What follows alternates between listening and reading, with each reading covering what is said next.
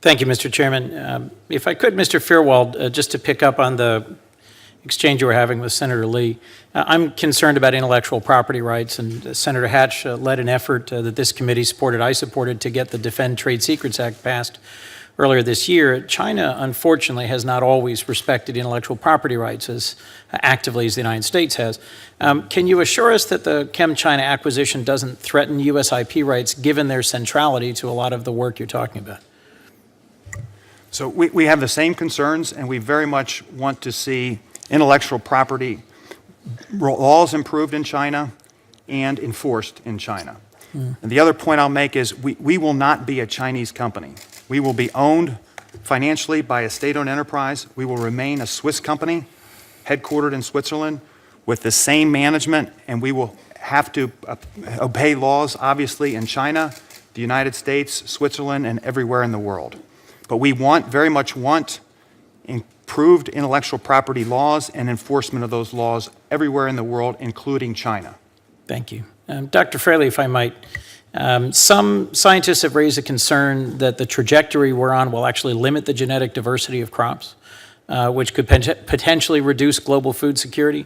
Can you address the concern that consolidation in the seed industry could lead to actually less genetic diversity than we have now, making crops potentially more susceptible to disease? Yeah, thank you very much. It's an important question, and I've heard that concern.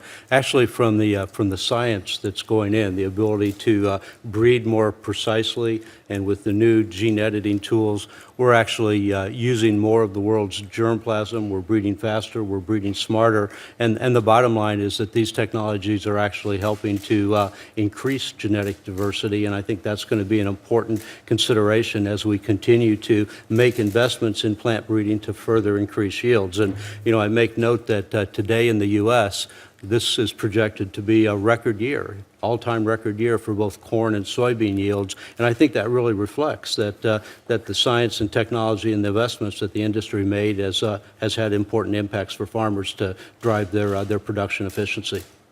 Mr. Hassinger, Mr. Collins, if you would, two things. I'm concerned about innovation. We've had a lot of questions, and you made a lot of comments on how the Dow DuPont merger will actually advance and incentivize innovation. I'd just be interested in hearing from your view what it is about this combination that will guarantee a commitment to innovation in the long term. I think when this hearing was first debated or discussed, it was in a very different global competitive environment. Now that you've got ChemChina, Syngenta, Bayer, Monsanto, it's in a somewhat different environment than even a few weeks or months ago. So tell me about your company's commitment to innovation. What difference will that make for farmers and consumers? And what will the impact of the merger be for the communities and the home states you represent? Senator, the first thing I want to really emphasize is that the focus on innovation is the utmost importance. Our future as an organization is going to be extremely dependent upon how successful we are as an innovator. So it is definitely a priority for this organization, what will be this new organization going forward. How we'll achieve that is, first of all, I want to emphasize a term that's been used already today is the complementary side. Dow, strength coming from the crop protection and in the trait development side, but lacking in the seed scale.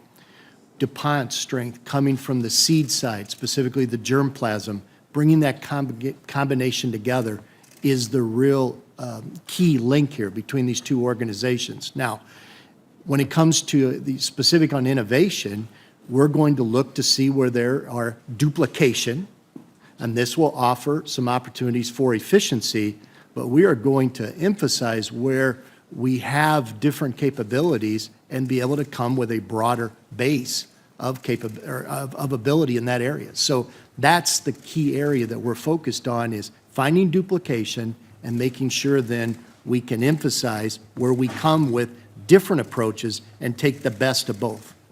Mr. Collins, can you just briefly reassure consumers or farmers that this won't lead to an anti-competitive outcome? Yeah, I would just add, in order to maintain the competitive edge that as a new company coming together we would have in the market, and to maintain our ability to continue to bring products to growers to solve their needs, we have to have a strong innovation pipeline.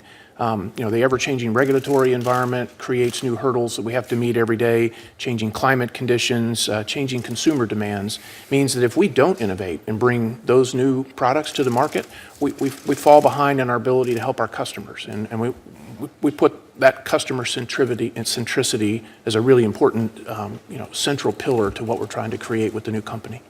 Great. Thank you for your testimony.